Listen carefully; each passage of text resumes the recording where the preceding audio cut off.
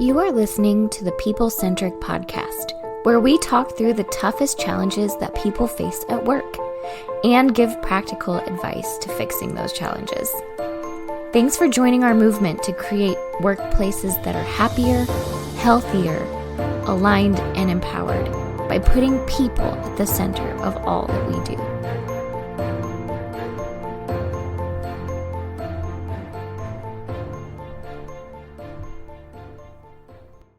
Hi, People Centric leaders. It's Bethany Taff. I have Diana Royalty on with us today and Philip Herzog. Do you guys want to say hey? Hi, guys. Welcome to the podcast. Hay is for horses, but grass is cheaper. Is for horses. Thank you.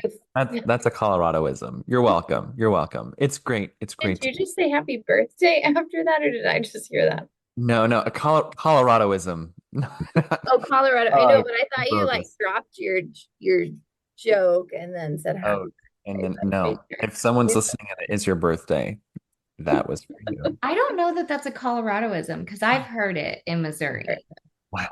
But in Missouri, it's hay is for horses, grass is free. If you live on a farm, you get all three. Whoa. I've not heard that last part. Oh, there you go. Like so many things in life, Diana unlocks the fuller wisdom. That's true. So is it that we should just live on farms? I am uncertain as to what it means. What are we supposed to do with that, Diana? I don't know. Whatever you want to do with it. Okay. Do with it. That's great. Well, thank you both for your input this morning. This has nothing to do with our topic, but what we are going to talk about is the fact that we are ending 2025 really soon. So we're close to the year. When we record this is like mid-November. And a lot of people right now, lots of companies are already starting to think about 2026. They're looking at next year saying we need to go ahead and create a strategic plan for next year, which is great. And we are big advocates of it. We're facilitating a lot of strategic plans right now, but we still have like a month and a half left in the year. And so there's still work to be done for the current year. And so as we were thinking about this, we were just thinking about, how do we talk about the objectives that still need some work going into the rest of the year? How do we really round off our current strategic plans, our current goals as organizations and teams to be able to feel really strong about where we're ending this year before really saying, okay, let's start executing for 2026. We want to finish strong for the year. So some of this, as we were talking about, is, how do we accurately assess how you did over this year? So, I just met with a client, their whole executive team, and we pulled up their strategic plan and we looked at all the different projects they've done. And we had a really long list of completed projects this year, which is incredible. There was still a lot in the hopper, but we said, okay, how do we feel about what we've done? What do we still have to kind of finish for this year? And then what are the holes? Do we feel like we spent a lot of time on these two objectives, but there was this one right here that we still didn't, that we feel like still really needs a lot of focus and work? And what are the elements of that? What are the things that we need to do throughout the rest of the year? And what are the things that maybe we need to carry over into next year? And so that's kind of what we're going to talk about today, is really assessing those goals. And so I think some of the question is like, how do we talk about reviewing your strategic plan? I'm wondering if even some of you who are listening are like, oh, I forgot we made one. I totally was going to say that. I was going to say, like, hopefully you've looked at your plan over the course of the year and made adjustments as you went and said, we're on track or off track, or we need to do this. We need to change this, whatever that looks like. But yeah, hopefully you've looked at it all year and this isn't the first time you're checking it out. We made it in January. And now it's November and it's like, shoot, I don't remember what any of our goals are. That's what we hope you don't do. Right. I was thinking, go ahead. With that, when we talk about performance management or performance feedback, we often talk about the three questions. What do you want me to do more of? What do you want me to do less of? and what do you want me to keep doing? And I kind of like to imagine a team of people, if your strategic plan was a person, was a team member, and they came in, it's like, did we just leave you in the corner for 12 months? Did we only pull you out of the corner to talk about you or with you once a quarter and never engaged you again? Like, how close and involved were you with all the things we've been doing? To Diana's point, like, did we do what we wanted to do? So I think it's a great way to step back as a team and an organization, talking about everything as a whole. What do we want to keep doing? What do we want to do less of? And what do we want to do more of? Some of your strategic objectives might really continue into next year, just like what's the 2.0 or 3.0 version. And then there could be some that you've completed and you can shed and move on to newer, bigger, greater goals as well. Yeah, so let's talk about that a little bit more. What if our listeners are listening to this and they're sort of saying like, what if we didn't meet some of our objectives? Maybe we did pull out our strategic plan and we're kind of looking over it, and there were some that we just didn't meet. What would we say to them? What do we do with that? Well, I'll be honest, there are some that we didn't meet, right? As people centric as a team, there are some we didn't meet. And I think we strategically said that's okay. And now we have to determine for next year, like, is this still important? Is this still something we wanted to do? We originally did, but let's reevaluate. Is it still important? Is it still fit into the bigger picture? And why didn't we get it done if it was a strategic goal? So was it time? Was it resources? Was it energy? Was it, I don't know. It could be a million things, right? So I think you have to assess, is it still important, and why didn't you do it? And discuss those things before you move it to the next year. Yeah. Yeah. So if you're going to carry something over to the next year, like what would make you decide if it's really worth it? And then when does that become too much? Like if are we going to do this every year? Does like a strategic plan just become like all the things we didn't accomplish the year before? How do we think about that? Well, Maybe I have an example. There's a team we work with. They implemented a more strategic meeting with some dashboards. They showed some financials, some metrics for different teams on their team. So they have their big master plan, and then each individual group and department had some specific goals within it, which was great. But at their strategic steering meeting as we're winding up the year, we asked them about that meeting specifically because as a whole, the group said, yeah, we're really good at talking about what works well and what doesn't, but they're also a high harmony team.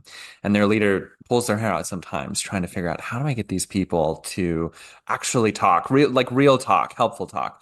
So with them, I said, oh, hey, what about this meeting, for example, this meeting that you all have done? On a scale of 1 to 10, where would you put it at? Because it's new. So how have we done at the end of the year? And no one spoke for a really long time. And then eventually the leader said, oh my gosh, you're going to have to make these people speak. And it was right about the time when someone started jumping in to say something. And what they added was, I actually think this meeting is at a 6. I think it's at a 6. I like that we're doing it, right? It's better than not doing it. And then the rest of the room started to share after that one brave soul gave a number. Mostly people said 4 to 7. So then it was more helpful. The conversation isn't, do we do this meeting? It's yes, we keep doing it, but what do we do to move it from the range of 4 to 7 to a range of 7 to 10? Like, what if by halfway through next year we make this a 10, which does help our strategy, which does help our measures. And that probably means it's a more impactful meeting for everyone showing up as well. So I think one piece of it that maybe if you're listening, it sounds really simple to do, but hard to start is just to have the free flowing conversation and that trust with your team to talk about what actually worked well. And I think for that group, the reason they didn't, it can feel personal to say, we tried a new thing and it isn't there yet, right? That's a little vulnerable. And if you're not in charge of that process, it might feel like you're throwing shade. So how you have those conversations to better as opposed to critique is very different. Yeah, I think that's really good. It's just being able to have the honest conversation to say, like, is this really where we want to, or are we just sort of trying to make ourselves feel better about it? And maybe it does need to just take a little bit longer time. I wonder sometimes, I think that there are organizations who do this, and probably us too, where it's like we set an objective and we didn't quite make as much progress on it this year, but then we had an honest conversation to say like maybe priorities changed actually throughout the year, and like we could force it. And I think we've seen organizations do that where they were like, well, we better put it on for next year and like, let's keep doing it without stopping to say like, is this still a priority for us? Are there other like factors that have happened in the world that have changed that make this not needed anymore? Or does it not actually help support our customers or clients the way that we thought it would as we started to look into it? And so it feels bad to like abandon a goal sometimes, but I wonder if that's some of the conversations that need to be had as well. Yeah, I think abandoning a goal feels really crummy in the moment because you're like, no, we thought this was really important to do. We all agreed in the strategic planning and in our meeting that this was like a thing.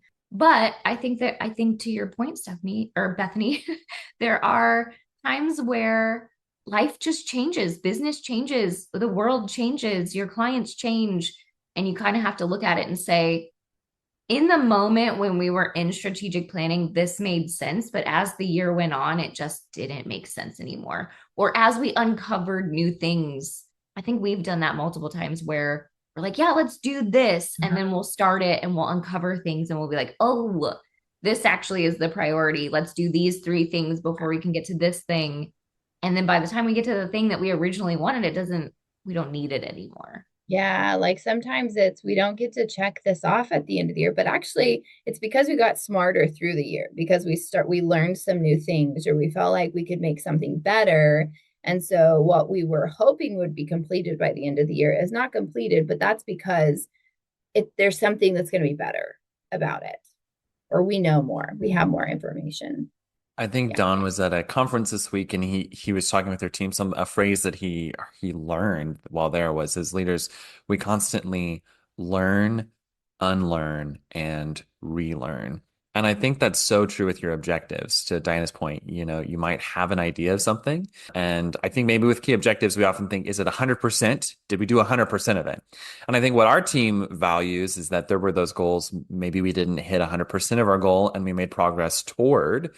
And that also gave us information. Maybe this was not a goal as helpful for us and our clients as we thought. So let's pivot it and refine it. And so then as we look at next year, as we get ready for our own strategic planning, it's not a loss. It's how do we unlearn, relearn, and then move it into 2026. Yeah. Yeah. So I think these all lead us to this other question that we were talking about specifically about, we're assessing your goals and sort of saying like, were they even realistic or were they maybe too aspirational? Is it okay to say like, maybe this was aspirational and it wasn't like we couldn't actually maybe get this done? And what's the balance when you're setting those goals in the first place, right? Like, our goals supposed to be aspirational, like we probably aren't going to reach this, but we're going to make progress towards it? Or are you supposed to set goals that are really more realistic and achievable and all of that? I feel like there's two schools of thought on that. Yeah, definitely. And I'm the kind of person that is like all goals should be hard. They should be hard to achieve. If it's too easy, that's not really a goal. That's just you working your current system, right? So I kind of am of the thought that like a goal should be slightly aspirational, enough to make you work for it.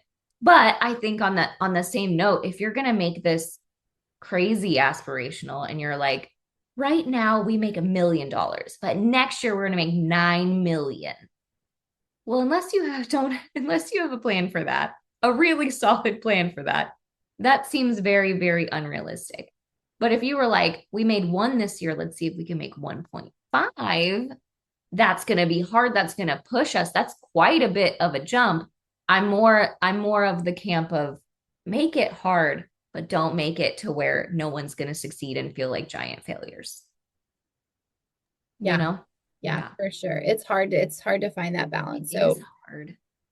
figuring out how do we make sure that this is a challenge. We are going to stretch ourselves a little bit, but yeah, what's reasonable and realistic? And I think sometimes it's like thinking backwards. So Diana, you said at the beginning, hopefully you've been working and you've been focused on it throughout the year and you've been meeting and talking about it as a team.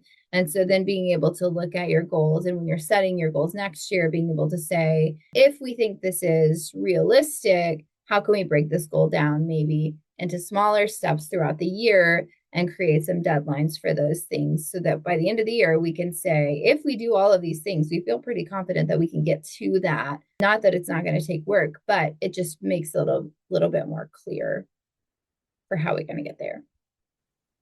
Yeah. Okay, what else in terms of like, how do you make changes for the next year if there were things you didn't like about your plan? I love that question.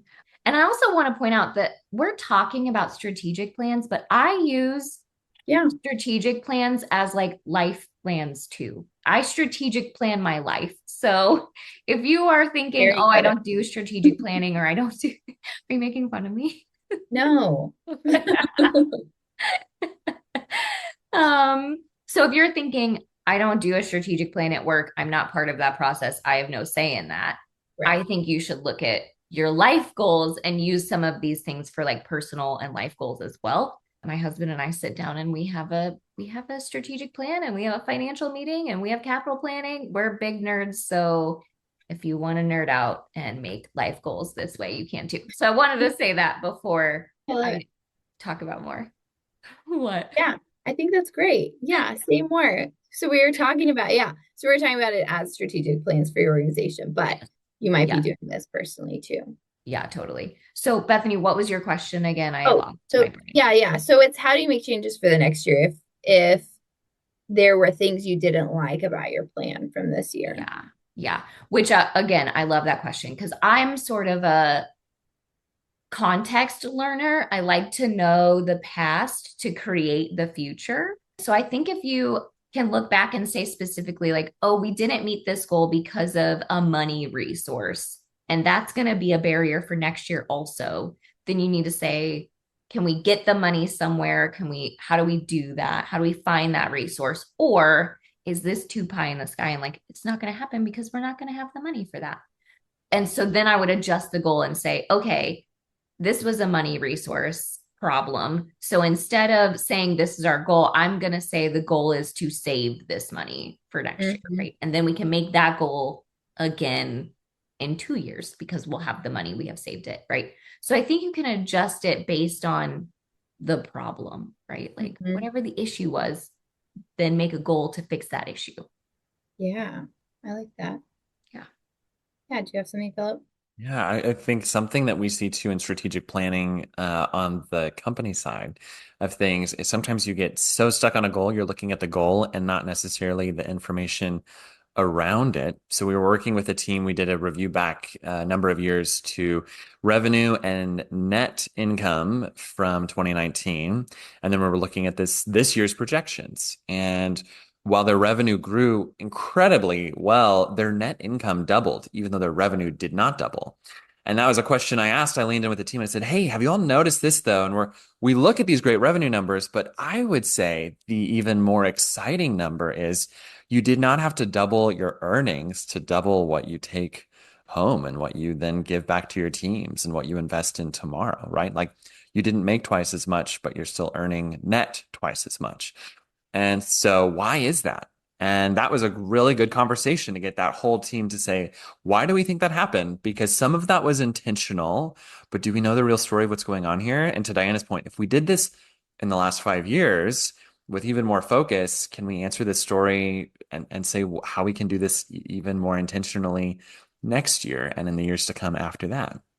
So that shaped our next goals. Well, if we can't answer that question, we want to know our business model well enough that we can answer that question. And so that created the different key objectives as well. So I think some of that too is I love that idea of learning from the past to go to the future. And sometimes you can just assume you know your story so well. And so that's why I think strategic planning is so valuable. Round out the year to step back also and then say, like, what are the other general themes that we notice? I think that's something that we help so many people do is to do that with some expert facilitation, but just you, whether it's you and your person at home, you and your team at your company can do the same. Yeah, that's really good. One of the things I think about too is just like celebrating your wins. So I think that it's hard, like we talked about sometimes if you're waiting till the end of the year to say, okay, let's look at the progress that we made.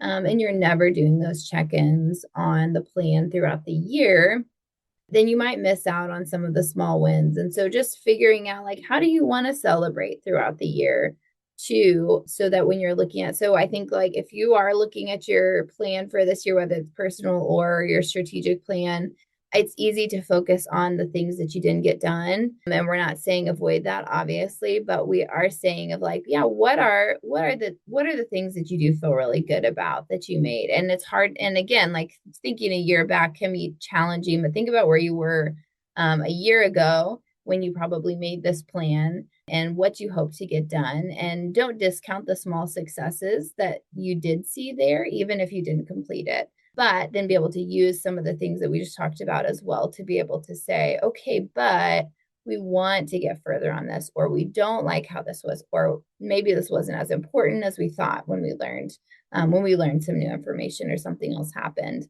But think about, how do you want to celebrate at the end of the year? And then also, how do you want to keep celebrating going into next year throughout the year so that those things don't get missed? I think those are deeply motivating for us too. Good. Yeah. I think you're right. People forget to celebrate along the way because they're so focused on that end. Like I'll use running a marathon, right? Like they're so focused on the actual running of the marathon that if they don't get that, they're like, well, I failed. Well, no, man, you trained for a marathon. Like you're running 4 days a week now. You can run 20 miles instead of 10, whatever it is, I think it's, if you're making progress, you're still winning. Yeah, if you're creating habits, I think that's a really good example too. Obviously, like not business related, but we can find things that correlate to that too, to say like, yeah, we maybe had this really awesome like marketing goal and we didn't maybe hit that marketing goal, but we did implement a marketing meeting and we're talking every month now. And that's helped how we work together. That's made the process a lot smoother. So if we keep that habit up, how can that translate for us to actually be able to execute on some of these goals that we set that are maybe more metric driven? And so looking for those opportunities to celebrate the wins. So cool. Well, I hope this was helpful as you guys start to think about the year and all that you've done or maybe haven't done and what you want to change for next year. And to not jump too far ahead to say, we're just going to start thinking about 2026, 2025 is over. It's not over yet. Focus on what you have to finish out for the rest of the year so you can finish strong. And don't forget to celebrate your wins. And don't forget to ask the hard questions to say, what do we want to do differently? And how do we want to change things? And why did we not meet this goal the way that we wanted to meet it? And let us know how you did for the year. We want to hear about your progress for the year as well. Diana, anything you add? No, but I would love to hear about people's goals and how well they did. Because obviously I'm a goal nerd. I said that earlier. Love it. We want to celebrate your wins with you too. So if your company did awesome things this year and you want us to give you a shout out, I mean, we're not opposed to it. We'll do it. All right. Thanks, People Centric leaders. We will talk to you next time. Thank you for listening to the People Centric Podcast. We are so grateful for you joining us every week. If you like this content, please like and subscribe. Also, feel free to share on your social media with everyone that you know. It really does help us. If you would like to contact us, I have put our information in the show notes. Please reach out anytime. We love hearing from you. We will be back next week with a new topic. Until then, be well and lead well.